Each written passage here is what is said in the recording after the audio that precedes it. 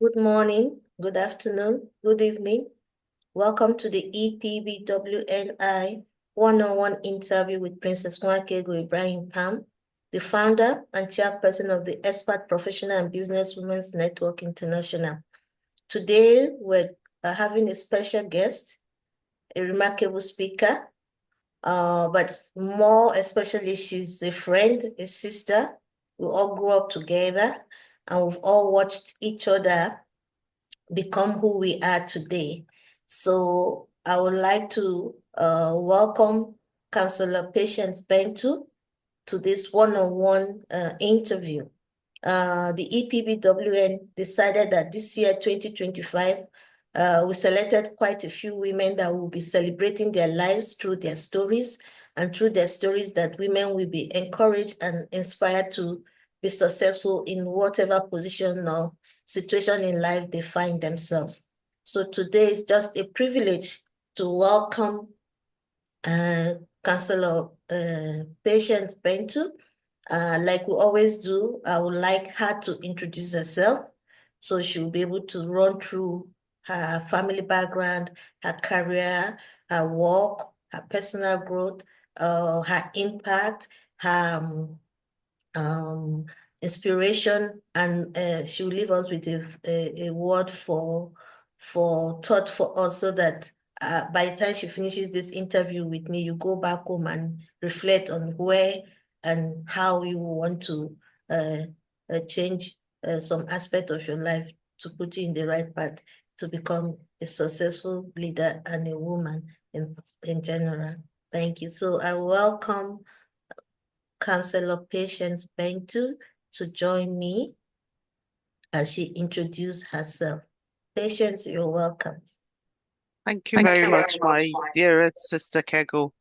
It's such a pleasure, to be here with you this afternoon. It is in the UK, and I'm privileged, to have received an invitation to join you on this program. So thank you very much once again.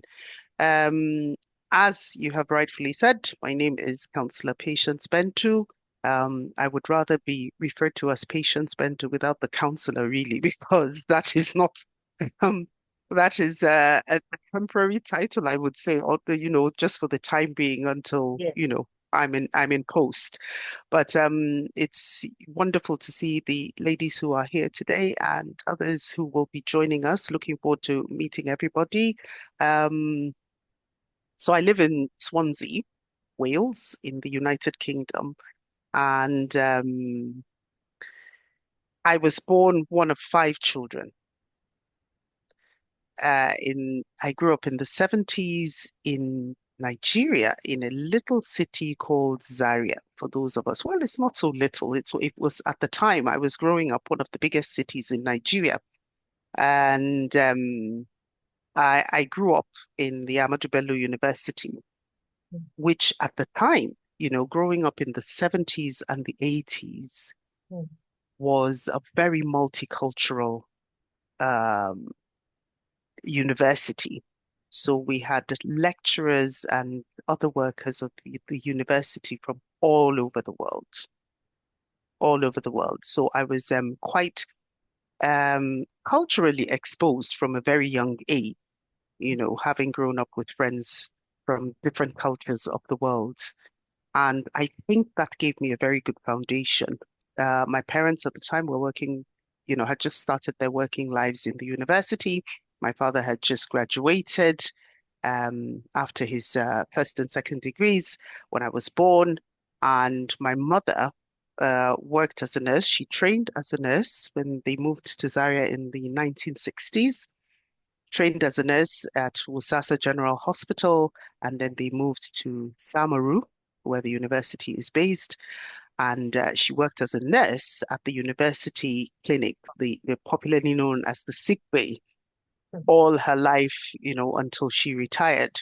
So my parents I'm basically a product of the Ahmadu Bello University, Zaria, even though I didn't do my degrees, I didn't study for my degrees in that university. But Yeah. that was the foundation of my life, really. very impressive. I'll just want, before you go further, I'll just want to read some part of your bio that really, really got me, interested and very inspiring. That you are a mentor to many young Black women in Wales who are navigating the complexity of their lives while building their careers. In your political career, that you've held several positions, including being the Black Ethnic Minority Officer, the first Black chair of her ward and constituency, that's in the Labour Party, that you were also elected the councillor for the city and county of Swansea in the local elections of May 5th, 2022, becoming the first Nigerian. Congratulations. That made me really happy and proud that as a Nigerian, you were able to go to the UK and make a success of your political ambition.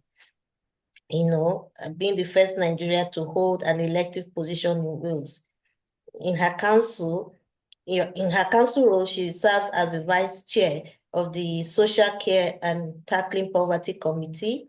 She's also a member of the Pension and Democratic Services Committee, and she represents the Swansea Council as member of the Mid and West Wales Fire and Rescue Authority. She also sits on the boards of governors for the Christchurch School, Swansea. And that was quite impressive, and I just wanted to put that out so people understand the kind of background and the kinds of things you have done while you've been in Swansea. Thank you. Thank you very much. I know it sounds like a lot, and people might wonder how one person, can be juggling all of these, and at the same time, being a single mom, raising a son, a teenage son, and also working full time outside of the counselor role. So Mm, yes, it does sound like a lot, but beauty of it is all the duties that I take on are interrelated, mm, and they all fall back to service to the community. So for the 1 hour, 1 or 2 hours that I would give to my committee meetings, um, and being, a member of an external body such as the Mid and West Wales Fire and Rescue Authority, it feels like it's a lot, but it's just 1 hour of dedicated decision making mm, and listening to what those issues that affect members of my community. mm, So at the end of it, it all ties up together. It's all mm, interrelated, even with my day job, mm, because I work with the Welsh Refugee Council, supporting refugees and asylum seekers who've been granted their leave to remain in the UK, to get back into work or education. And mm, that is still service to the community. mm, And in my daily job, there's so many things, I see, so many things I experience, especially encounters with refugees and asylum seekers that mm, help me when I go back to council and sit on that decision-making table. And I mm, say to them, I have this experience, I've had this interaction with this group of people, and this is how I think policies should be shaped, Fantastic. taking into consideration all of these people, all of these things. And you mentioned the thing about mentoring young women. Yes. I don't know if you want me to talk about, my experience of how that came to be at the core, Yeah. of everything I do, everything else that I do. When I first arrived in Wales in 2012, it was to do a PhD Mm, in politics and international development. Now, to cut a very long story short, I went through a harrowing, harrowing experience. Gosh, if I have to talk about that experience, we'll be here for the next 5 hours. mm, Which at the end of the day, culminated in exposing structural and institutional racism. And I was the last person to accept that. If there's anything I don't like to do is I'm very careful not to play that, racist card. You know what it's like when you live abroad as a Black person, and especially as a Black woman. mm, So I was the last person to really accept it. And it took friends of mine, white friends of mine, to really point it out to me and say, hang on, there's something going on here that's not right. So it was on the back of that experience and not getting the support from anywhere that I needed at the time that I said to myself, what can I make from out of this experience? What can I do, to help other women? The one thing I really wanted to see was I didn't want to see one more Black woman go through what I went through. fantastic. And so when I came out of that, I promised myself that I was going to be a support system for any other Black woman who came my way. And, years on, at the time I arrived in Swansea, there were very few Black people. Years on, fast forward to today, Mm, I can't walk down my street without seeing at least 5 to 10 Black people. And out of those 5 to 10, let's assume I meet 10 people. mm, Trust me, Kego, 8 out of 10 are Nigerians. So I've had, through work, through my community work, I've had the opportunity of meeting a number of young Black women who are going through their own trajectories in life, their own challenges, of moving abroad, trying to settle down, facing mm, challenges. And I've just done exactly what I promised myself I would do, present myself.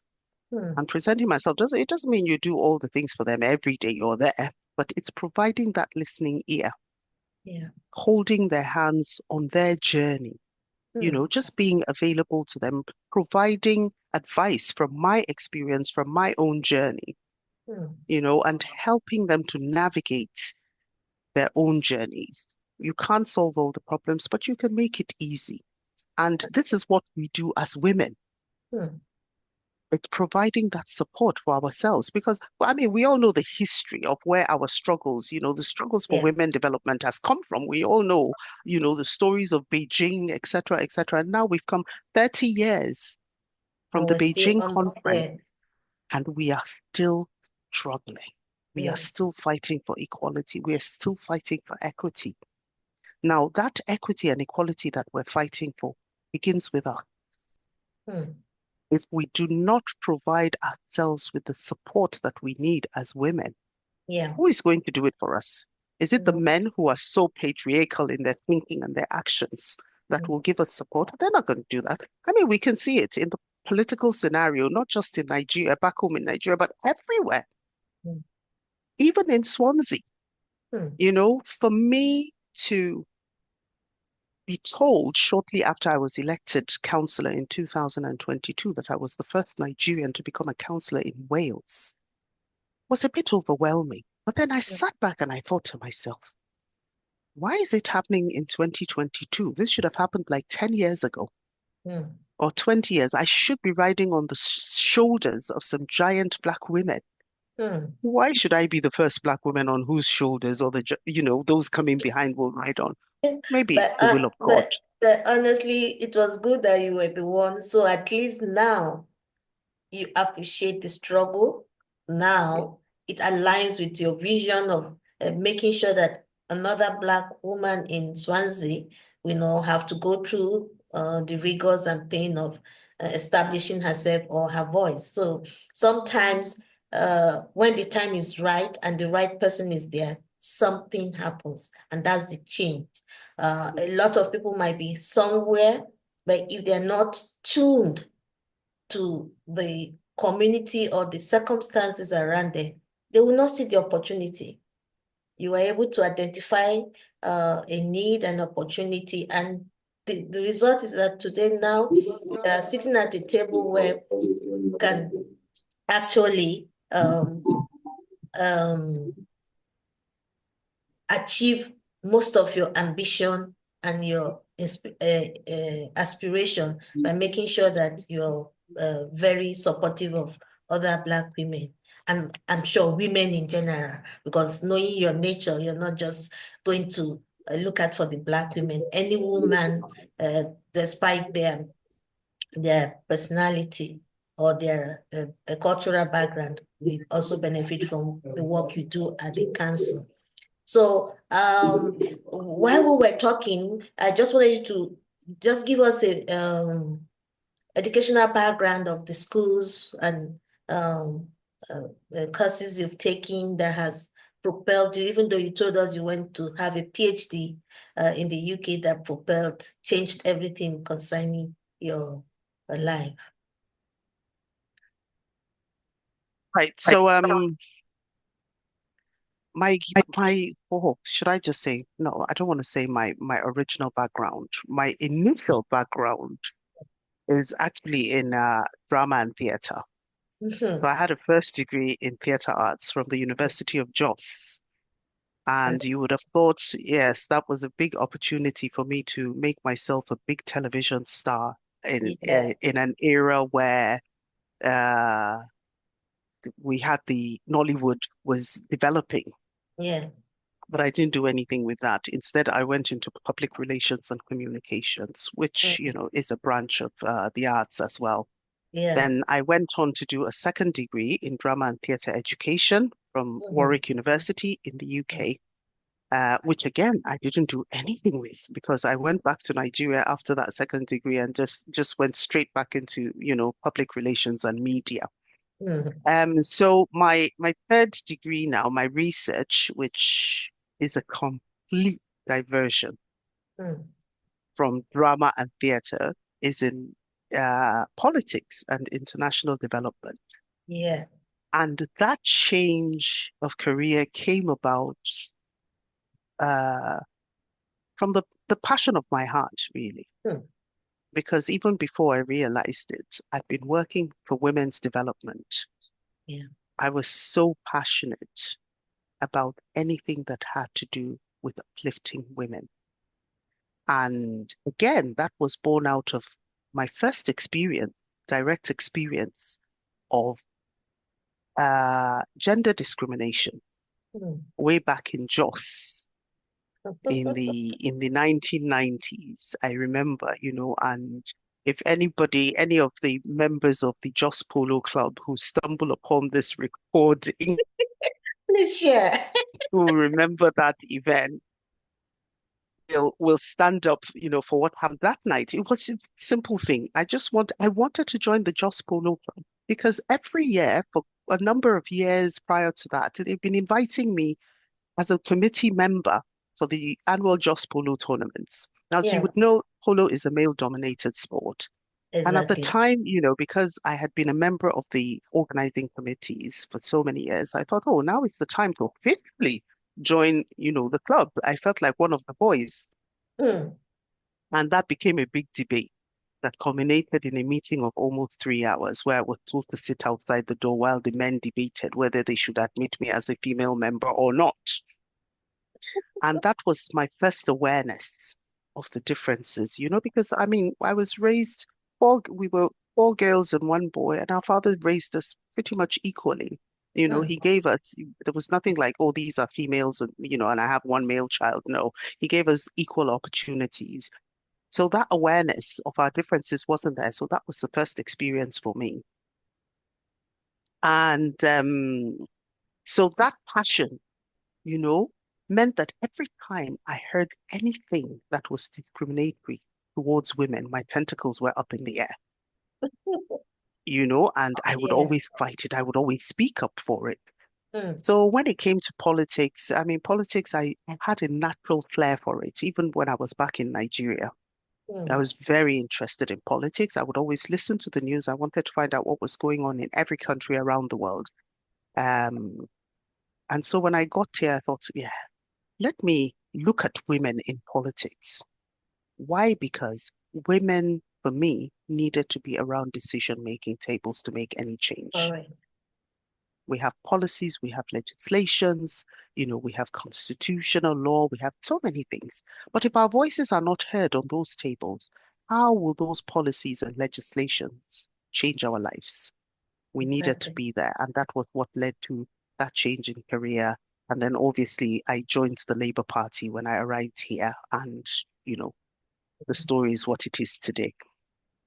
Very interesting. Like I said to you before we came on live, that during the course of preparing for your interview, I had to research about women equality and equity in Nigeria and different Mm, African countries. And as bad as it is, I was asking myself that in Nigeria, are we progressing forward or are we going backwards? Because I found out that we have only 14 women in the House of Reps, a membership of 360, and we're only 14. So we're less than we're about 3.6% of the population of the House of Reps. What voice do we have? It means we don't have any voice at the table of decision that will take decision on our bodies, on our health, on our businesses, and everything that concerns us as women. And then you move to the upper house of the Senate. You know, we have just 4 women. And with everything happening in Nigeria, we can see that women are still struggling to sit on the table where decisions are made concerning them.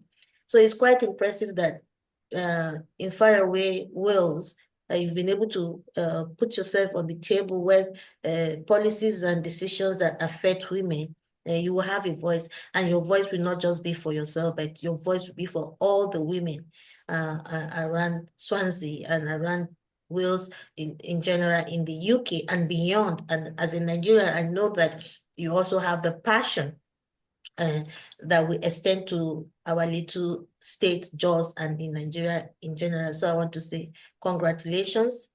Thank you. I follow the work you do. I'm very proud to be a Nigerian woman. I'm very proud that a Nigerian woman had gone to Wales based on her merit and her passion and her determination. She's been able to put herself on the decision table.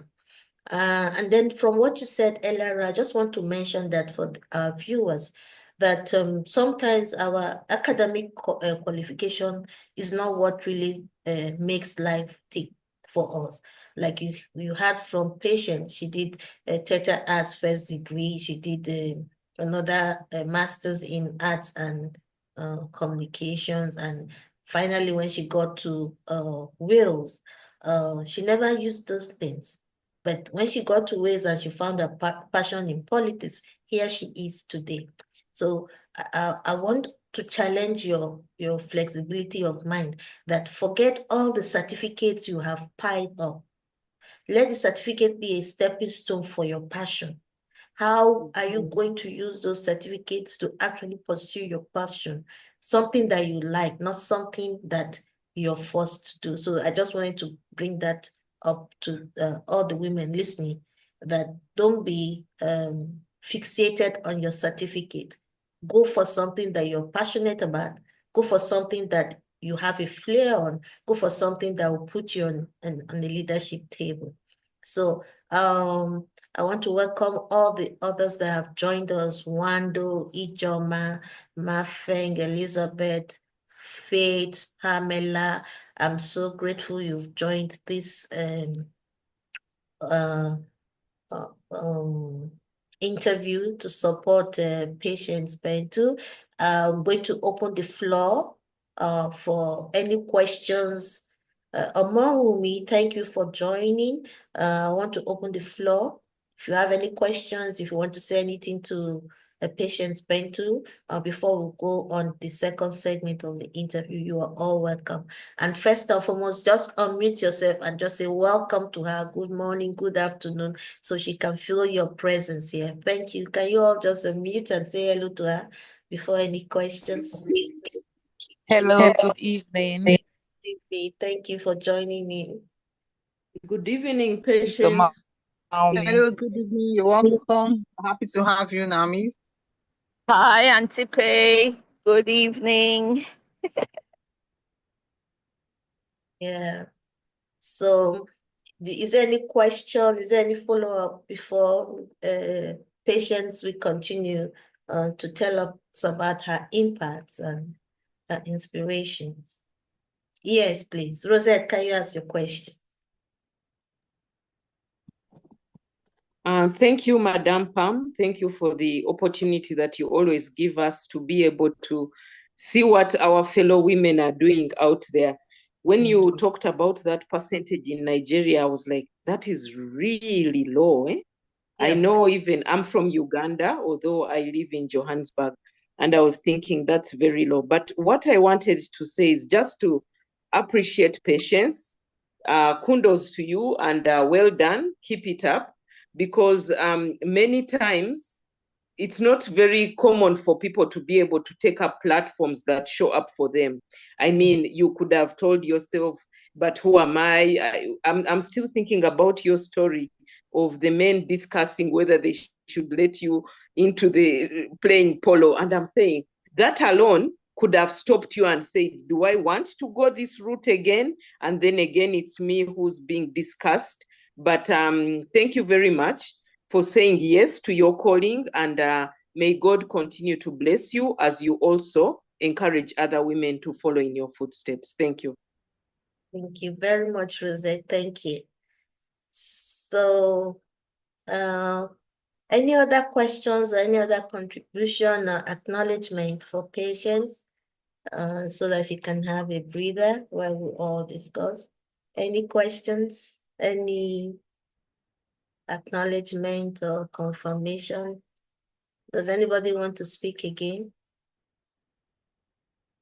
Okay, so we'll move on. I want you to tell us a little bit about the work you've done in breaking the glass ceiling, and then through your job as a counselor, the opportunities you've created for entrepreneurship and innovation for women.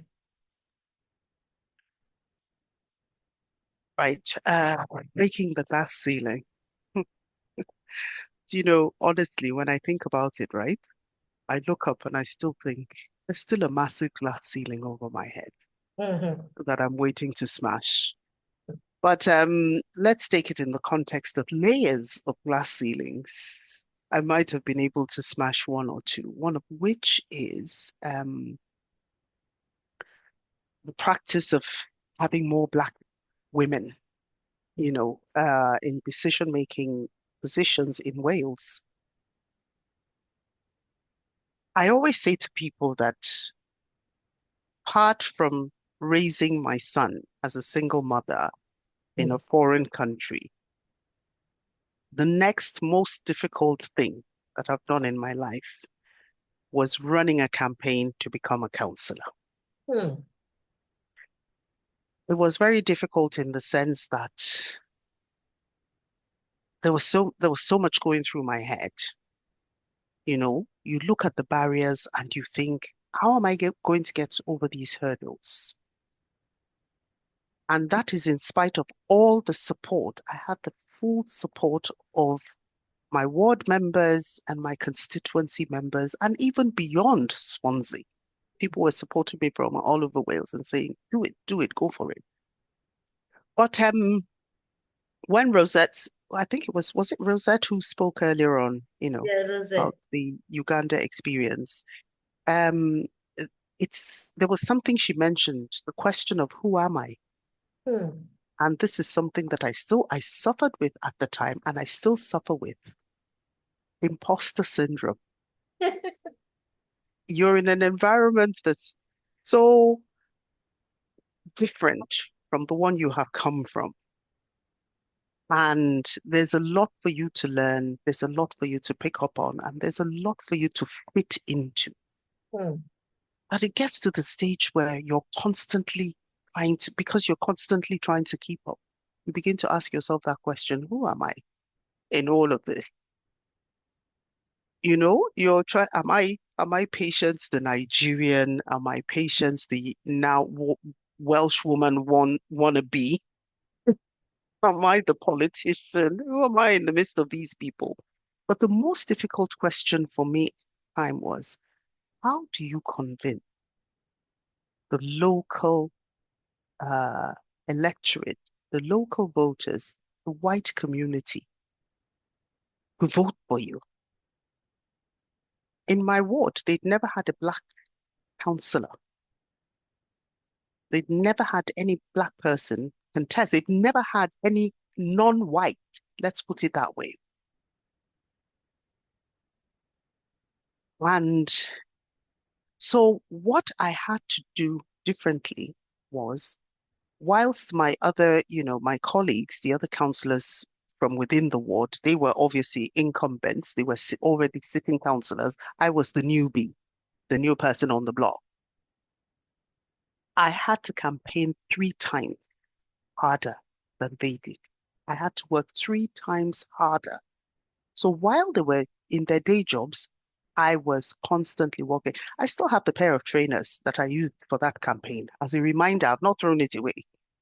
Because when you look at the souls of those trainers now, it tells the story of how much I had to walk, knocking on doors, talking to people on the doorstep, trying to introducing myself, and taking the very difficult questions, sometimes very rude questions that I was being asked on the doorsteps. And believe me, honestly, how I won that election remains a miracle. Because I didn't, in my heart of hearts, think that I was going to win that election. At some point, I thought to myself, you know what? Just see it all the way through and gain the experience so that you can say you tried. But on election day, I went to the count because it's very transparent. People are invited, you walk around and you're watching the counting going on and the figures, being written down on the board. And I was looking at my name and my votes. And the numbers were going up and going up. And I was with a friend of mine and I asked my friend, I said, what's going on here? Because you don't go on this journey alone. You must have allies. And I chose a perfect ally, a man. Again, being aware that there's a certain influence that a middle-aged white man can bring to this game of politics. So I turned around and I said to my friend, he was like, you seen your votes? You seen the votes? What's going on? I was already getting overwhelmed. What's going on? And he was like, oh, it looks like you're about to become a counselor. So I'm ready. But it was happening. This was count. And by the time the results were announced and my name was called and I had to go up on the stage, and stand there and everybody was watching and congratulating. And then as soon as I'm stepping down from the stage, there's this barrage of, council staff around me, passing me forms to sign, fill, pressmen wanting to do interviews. I was so overwhelmed. So overwhelmed. I was at some point, my friend said to me, it seems as if you're talking, but you're not making sense. I said, how can I make sense? I don't know what's happening around me. It's all happening, too fast. But so the journey was not an easy one. But here it is, right? Nothing good comes easy. Yeah. And nothing easy comes to women. Yeah. I'm sure we will all attest to that in this room if we have to tell our own stories. Exactly. Because for me, it wasn't just winning the election. That was only one part of it. That was the easiest part of it, in fact. It's making the impact. It is at that point that the theme of this year's International Women's Day comes to bear. Yeah. How do we accelerate action? Okay, you're there now. Okay, you're the woman. Okay, you're the first Nigerian. You're all these beautiful things that they have painted. You've got the accolades. Everyone's congratulated. Then what? Yeah. What next? That is where the real work begins. Making impact, accelerating action, getting your voice heard. Yeah. Right? And I'm in the political, sector. That's my space. That's where I'm trying to make impacts. That's where I'm affecting lives. But we're all in different sectors as women. Yeah. Those of us in business, those of us who work in the transport sector, housing sector, different sectors, it's asking yourself that question. What impact do I want to make? How do I want to show up? I have a a script, a manuscript of a book that I wrote and I haven't published, unpublished work, and I'm it's called waiting for you to publish you. Get Up, Dress Up, Show Up. Mm. And it's that question about how do you show up? How do you show up for yourself? How do you show up for members of your community? How do you show up for your family? How do you show up for other women? How do you make impact?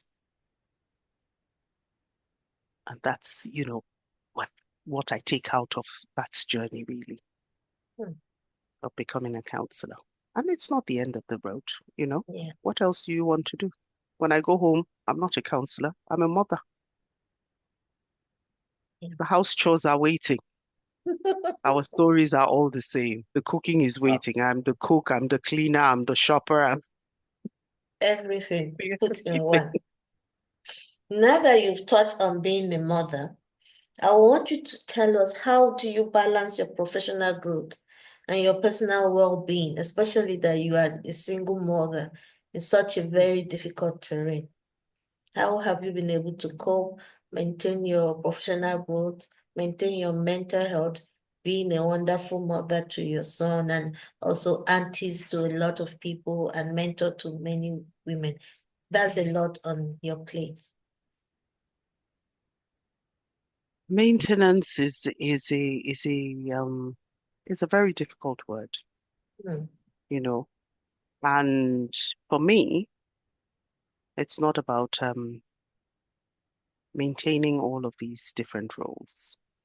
And I will use a word that again must be very, very popular, with us women. Juggling. How do you juggle? It's a constant. The plates are flying in the air. You catch this one, you flip it over, catch the next one, and flip it over. Mm. But it takes a lot of organization. And organization is a skill. It's a skill that most women have, being organized and being very good time managers. Knowing that if your day starts at 6 o'clock, on the day when your day begins at 6 a.m., you're up at 5. On a day when it starts at 5 a.m., you're up at 4. Mm. And no 2 days will ever be the same. Exactly. So you're constantly keeping at it. And this is where inspiration and motivation, come to bear. Because without that, you will just suffer from a burnout. And I've had so many incidents of very near burnout, Mm. And again, as women, if we're not careful, it affects our mental health Yeah. A lot of things ló yẹ ká change ní in so Nàìjíríà yìí. many different ways. So it's really about time management, to be honest. I can't explain how I do it. And I'm sure all the women here in this space today cannot explain how they do it. It's Yeah. just about being organized the best that you can and managing your time Yeah. the best that you can. However, there's got to be that point, and I'm learning it now. I can just go on and on and on and on until I get to that point of burnout, and then I shut down for 24 hours completely. But that's not good for us. It's not good for our health. It's not good for our mental well-being. So I'm learning to find that balance and creating that me time, that time that is just meant for me. For so many years, and I do apologize for, saying this. My me time has always been when I'm in the toilet. That is bad. That is You so remind me bad. of somebody. Those few minutes are my downtime when I relax and try to take a deep breath. Mm. But that is so bad. Mm. So as women, we've got to be able to make out that time for ourselves and look after ourselves. Not just look after each other, but learn to look after ourselves. Because if you're not there, the work will go on. Told myself several times. I use that as a mantra every day. Patience, if you're not there, that counselor role, the very next day, there will be a Somebody's. by-election and somebody will step into that role. So you've got to look after yourself. I'm learning when to turn off my computer, Mhm. when to switch off my phone sometimes. And now the biggest achievement in that well-being space for me Yeah. is putting my phone on do not disturb at night. My Mm. phone used to stay on a loud ring 24/7, just Yeah. in case, oh, what if somebody wants to reach me at 2 a.m.? What can you do for anybody at 2 a.m.? So it's, understanding and being able to identify when you need to step back and be in your own bubble, in your own space. It is very, very important. Honestly, I relate with you. Recently I just had a discussion where I said I have to put boundaries, to guard myself because, like you said, you're here today, tomorrow you will not be there. The world would not stop. Your world just stopped, but everybody will survive. Everybody will be okay. So for everybody to be okay while you are alive, you have to be in a good emotional, physical, and mental state of mind. And that is the only way you're useful to people around you. And then through my work, I've also realized me time is not being under pressure by anything. Like last 2 years, I have this book I was supposed to publish last year.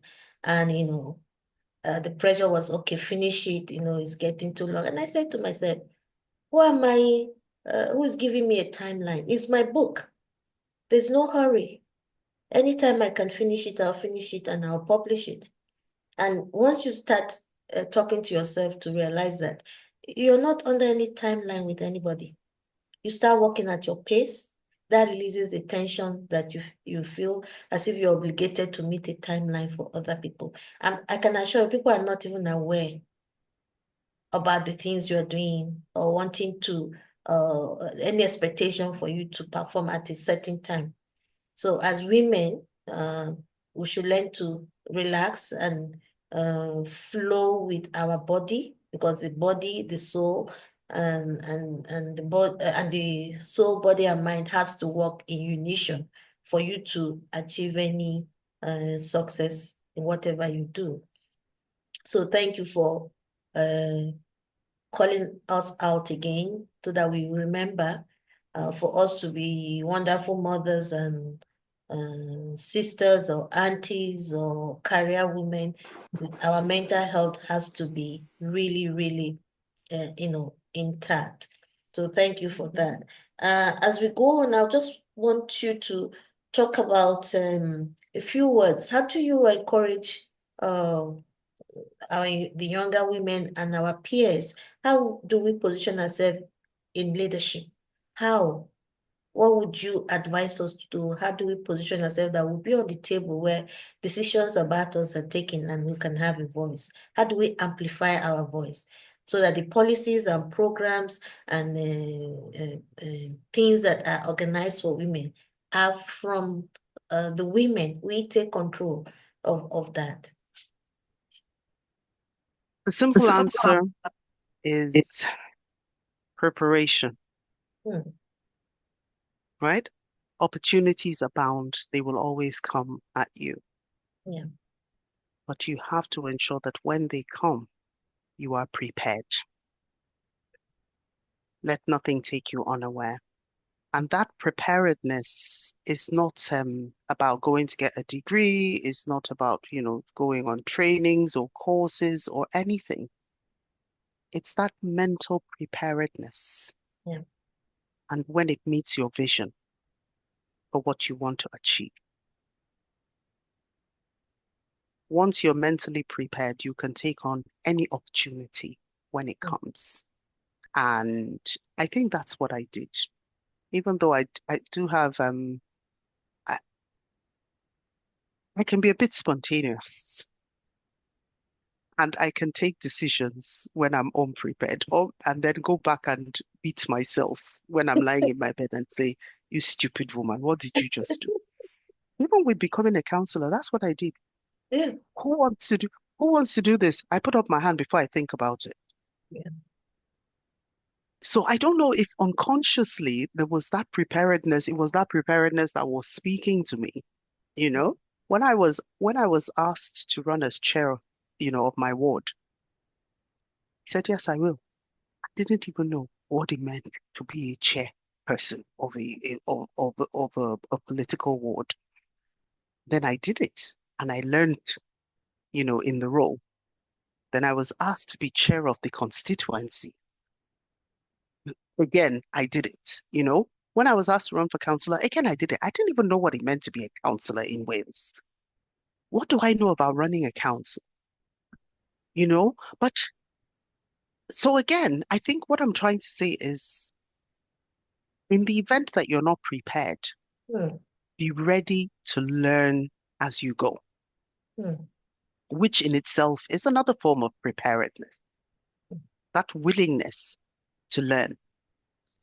Um, so yeah, I think basically that's just my advice, to be honest. The other mm, two things I would say that are very, very important would be mentoring. Always look for a mentor, somebody that you look up to, somebody who will hold your hand, because it's a very, whatever journey you're on as a woman is a lonely journey, so you need someone, maybe another woman. It could be a man, an ally, a man who believes in you. It could be anybody. The second thing is networking. That is the most powerful thing that could happen to any human being, not just any woman, any human being. Never underestimate the power of networking. mm, Networking got me to where I am today. I've seen the importance of it and I've embraced it with every breath in my life.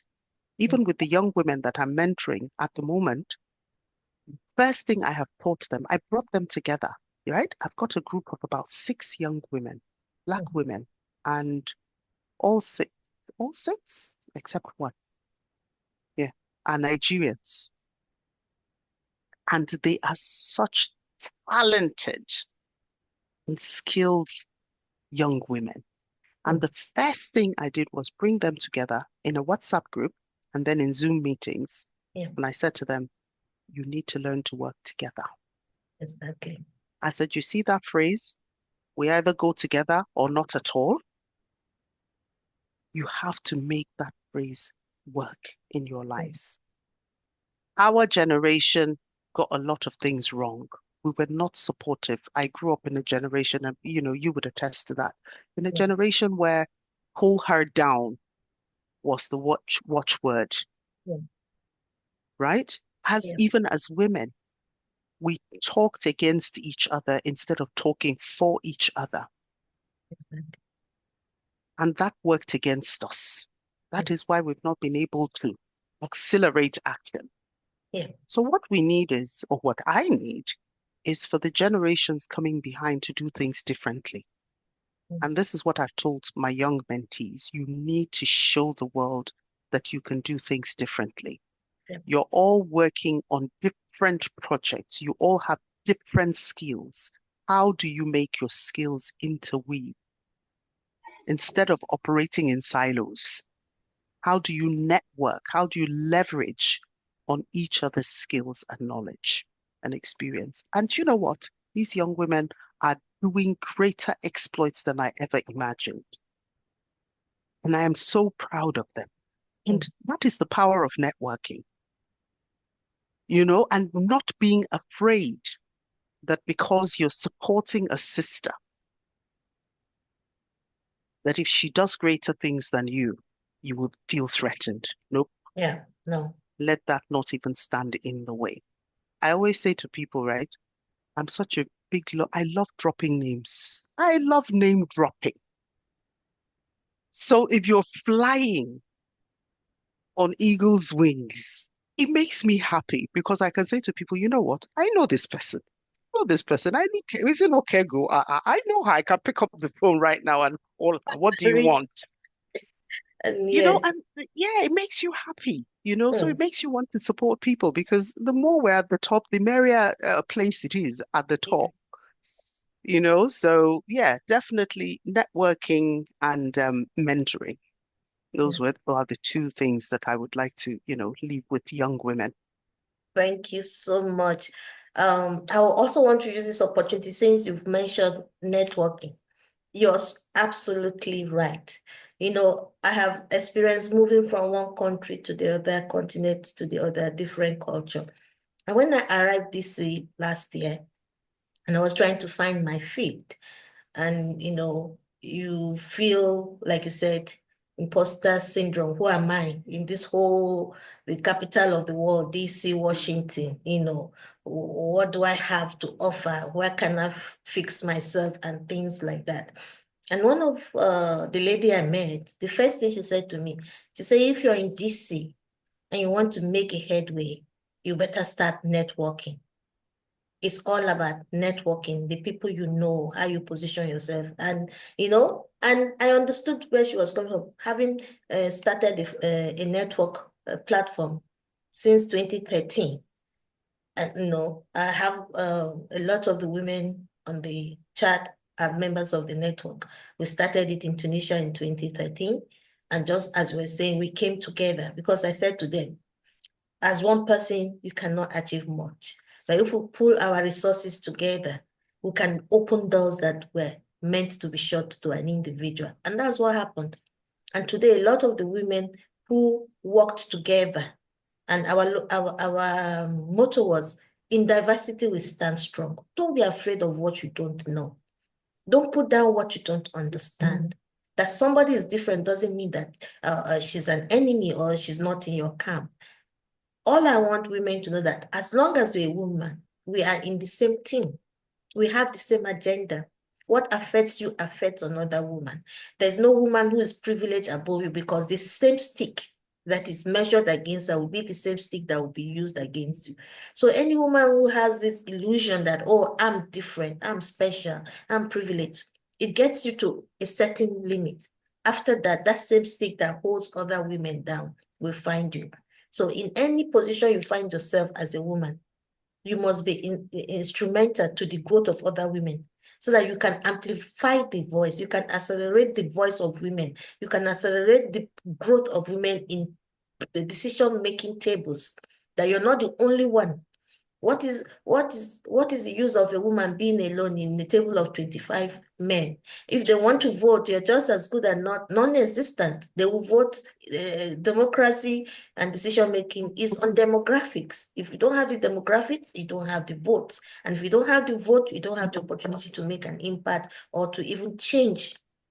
So, and I'm happy that Patience says, since she got into politics in Wales, Swansea, she's encouraged more women to come. And with more women, she will be more empowered. She will have the support and the confidence to pursue her goal. And secondly, after networking, it's self-confidence. Women were used to, we must have it all before we come out and say we can do it. Unlike men who will not have the minimal experience and they will tell you they can operate under pressure, that they are expert, that they know it. And you may be more qualified, more knowledgeable about the work, but you just lack self-actualization or self-confidence. Anything you set your mind to do, I can assure you, you can do it. So we're using this interview to encourage you that be bold, be positive, make use of all the skills that you have. Don't be discouraged, and move with friends that can bring the best out of you, that can encourage you. So if you have questions from the chat, let me just see. Yeah, there's a question in the chat. Mapping has put a question there about succession. I like that. Yes. So I say thank you for your insight, Miss Patience. Do you have a succession plan to your career? Fantastic, especially in terms of positioning your mentees in places to keep breaking the glass ceiling. Fantastic question. Yeah, very good question. Every time I'm asked how I want to be remembered in life, I have one same answer. And that is that I want to be remembered as the woman who came, who saw, who conquered, but most importantly, who remembered to pass the baton on, Mm. right? Yeah. As women, we ride on the shoulders of giants who've gone before us. Mm. We must prepare our own shoulders for those coming behind us to Mm. ride upon. And that is one of the key things I've done with my mentees. Not all of them are interested in politics, some of them are in the creative arts, some are in, the business, sector. Mm. But there is one particular one whom I am proud to say I have groomed very well. And I am plotting for her to take over and even go further than I have gone. Do you know what? That young woman has hit me to my bones because she hasn't just learned from me, she has gone on to do over and beyond. And then she comes back to me and says, Nancy, guess what? Your girl, this has happened to your girl. Today I was elected, chair of labor students. And I'm like, what? I said, this girl, slow down, slow down. I need to catch up with you now. And I got her to enroll on one of the women's leadership courses here within the Labour Party, which is a very, high-end leadership course. And she got accepted onto that course. Not only did she get accepted onto that, she got offered the next biggest course to that. And that makes me so proud. And this is what we should be doing. It's not about us. It's about paving the way for Yeah. those coming behind so that they can receive the baton from us and carry on. Those who started the whole women's development thing, those women who went to Beijing 30 years ago, Mm. think about the Mariam Babangidas, those Yeah. women who fought for Nigeria, the Fumilayo Ransom Kutis, the Margaret Echoes. Yeah. Those are the giants on whose shoulders we are riding on. Mm. The Gambo Sawabas. Without them, Nigerian women, we will not be where we are today. So what do we want for ourselves? What legacy do we want to leave back? I certainly want to be in a position where in the next 10 years or 20 years or even beyond, people are calling my name and saying, the patients Bentus, they were there before us and Yeah. we've taken over and we're running. And we all have daughters, right? Kind of daughters you want to raise. If you don't raise another person's, empower another person's daughter, who will empower yours? Exactly. It's a simple way of thinking about it. So that's my succession plan. And I'm looking to get more women. Trust me, I'm talking to women every day about politics. You need to be there. You need to be Yeah. there on those decision-making tables. If you're in business, you need to be at the top. Whatever sector you find yourself, put in your best, be at the top, be there right in the midst of those men when they're taking those decisions. It's key. So, Wafa said, God bless you, ladies, for these advices and for sharing your experiences. And I have to tell you about Wafa, sis. go Wafa ahead. is one very powerful young woman that we have to encourage. Mm. And I'm so glad that she's come on here. She did text me earlier on to ask if it was a free event to attend. Yes. Wafa is a journalist. She's a trained journalist who, well, I would say now used to work in Sudan. She's Sudanese. Mm. And Wafa has been through a harrowing experience with the war in Sudan, where her and her family just barely escaped. I Wow. have never met her in person. I met Wafa on social media, Yeah. and she's a sister. She's a little sister to me now. Yeah. I've watched her journey through her work in Sudan, helping with children and families in the IDPs in Sudan. Yeah. And she's escaped. Thank God she and her family have escaped to South Sudan. They're still not settled, Mm. still struggling, but she's got the zeal Mm. to carry on. She's got a very powerful spirit that inspires me, and I just want to celebrate Wafa on this platform today. I think through you, I'll reach out to her, and if we can interview her to give her a platform to share her story, and also to give her a platform to encourage other young women, because our role as older women is to make sure that the path that the younger women will follow is more cohesive, is more conducive for them, and that they will go further than we did. And because if we don't make that path uh, uh, um, conducive for them, they will also have to encounter even more difficulties than we encountered growing up. So we're reaching out to you concerning WAFA, and it would be nice to give her the platform to share her story so that people can have a peep into what is happening in Sudan, because it's off the news. It's no longer news anymore what is happening in Sudan. So if through individual stories we can get attention refocused back to that region, even in any minute way we can help and support the vulnerable women and children in Sudan. It will be my great pleasure to have them on the Expert Professional and Business Women's Network one-on-one interview with me. Thank you. See the power of networking. Yes, the power of networking. Any other question, suggestion as we round up here? Anybody wants to make a contribution from hearing the story of Patience Bentu, my friend, my sister, who've collaborated for over 6 years now. She's a speaker on our seminars and our workshops. Wonderful, wonderful, hardworking woman. Very proud to be associated with you. Very proud of the work you're doing in Swansea. Very proud that not only do you do it for recognition, but you do it for change for women, to break the glass ceiling for other women to know that it's attainable to go into politics in foreign lands. It's attainable. And I think I also encourage my daughters to start looking at politics also in the various countries and where they are, because we need to make that change. And we cannot make that change being afraid. And we cannot make that change being stagnant. We cannot make that change by not taking the risk of going into politics. So I just want to thank you.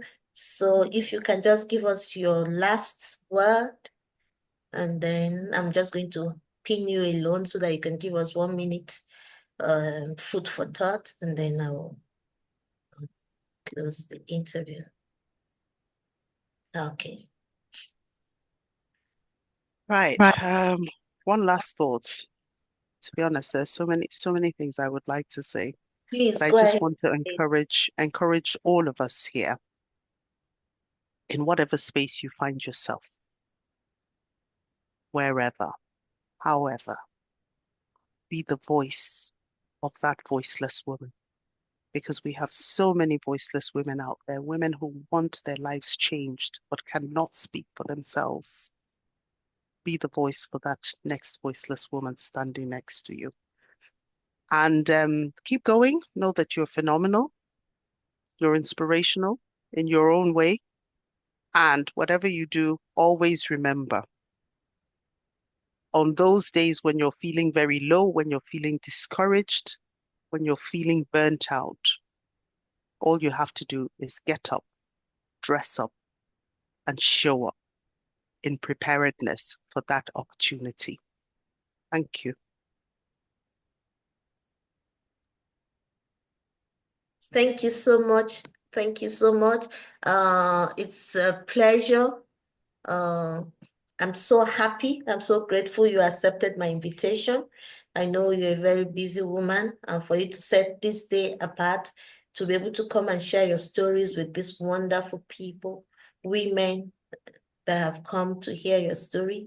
This is an interview that will be published on all the social media, so it will reach to far and near women our followers on Facebook, all over the world.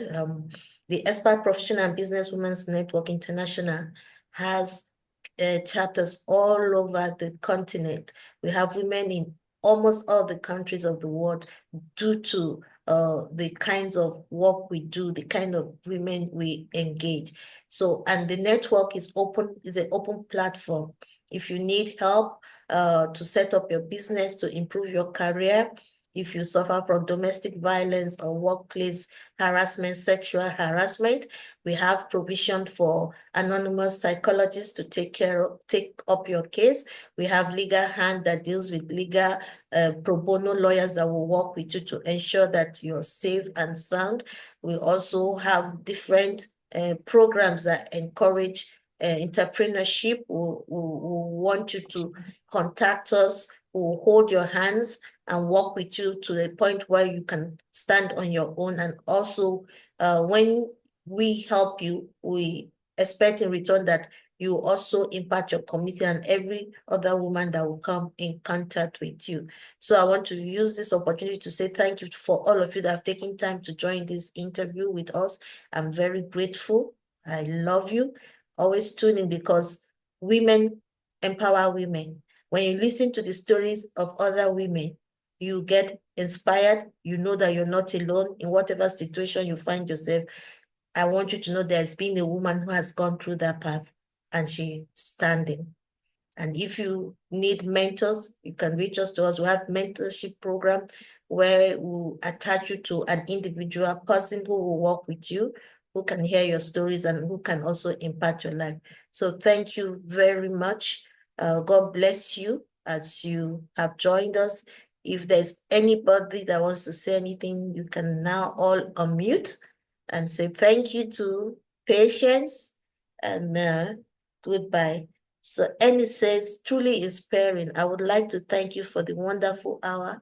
I look forward to seeing you at one of our UK government ministers. So she's looking forward to you being a minister in the UK.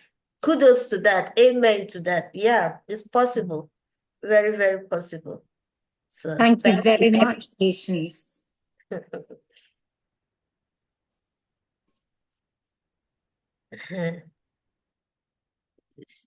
Thank you, Patience, for sharing your story. Thank you, Madam Kego, for bringing her. Bye, everybody. Bye-bye. Thank you. Thank you, everyone. Thank you. It was such a pleasure.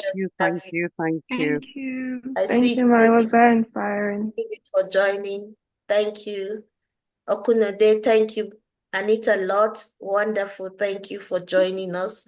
It's wonderful to have lovely, lovely ladies here that have been. All our sisters are here. Oh my God. We didn't see their faces, but they're here. Yeah, visitors, yeah. Please unmute and just say hello to Patience so that we can hear your voice. I really appreciate the time.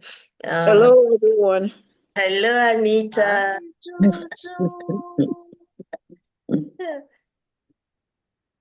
Welcome. Hello. How is Boston? Hello. Boston is here, getting warm. Hello, good. Happy to be here. Hi, Thank you. Patience. It's Akunade. Kai, the beautiful Mrs. Kai. Oh, Judith is at work. Yeah. Yeah. Well, Very, I have to very close from work inspiring now as talk. well. One day Honestly, I really learned a lot this evening. What I don't really know before, honestly, I learned for the little meaning I have learned. Oh, glory be to God and bless. I'm inspired. Yeah. Yeah. We have Lipodina here. You want to unmute and just say hello. Thank you for joining. Good evening. Good evening. Everyone. Good evening. Fine, thank you. I'm sorry I'm unable to put my camera. No problem. I'm sorry for joining a bit late. No it's problem. because of the time zone. Yeah. Thank you so much, Madam Pam, for the great work. Thank you, everyone. I'm here to learn. This is my first time to join, and from now I will join every time. Thank you very much. You're welcome. You're welcome. Thank you. Thank you. Have we stopped the recording? I think I need to get out of the building before I get locked in. Okay, so thank you, everyone. Have a Thank you very wonderful much. day. God bless. Thank you. Bye. Thank you. Thank you. God bless you. We wish you well. Looking forward to you joining us 2nd of April for another interesting interview. Thank you. God bless. Bye.